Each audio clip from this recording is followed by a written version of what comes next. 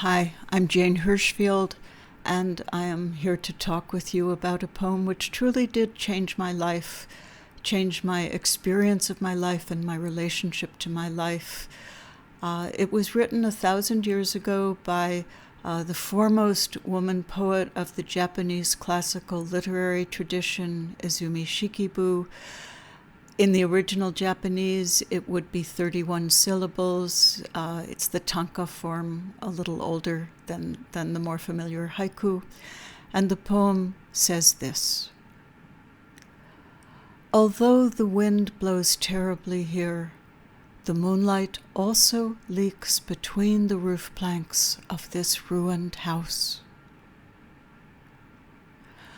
Although the wind blows terribly here, the moonlight also leaks between the roof planks of this ruined house.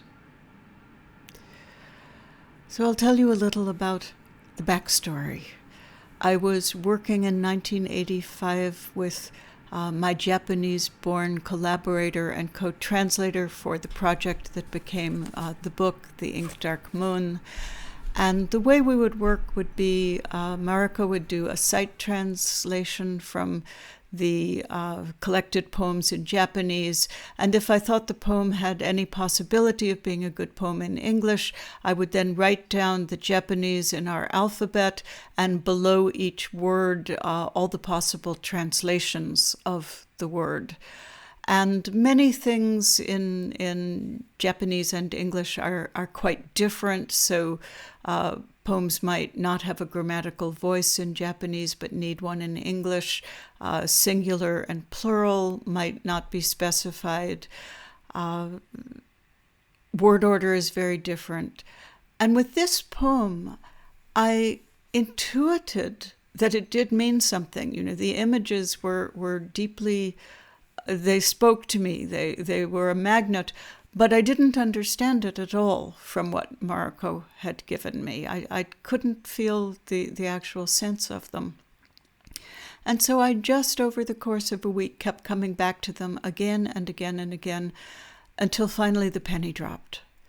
And when the penny dropped, the poem changed my understanding of the place of the difficult in my life and in all of our lives.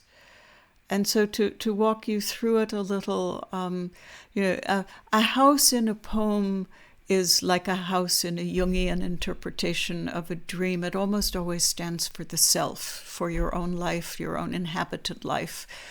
And so what the poem was saying, I suddenly understood, was that if you try to make your life impermeable to the difficult, to suffering, to bitterness, to disappointment, to loss, you might wall those things out, but if you do, you will wall out everything else as well.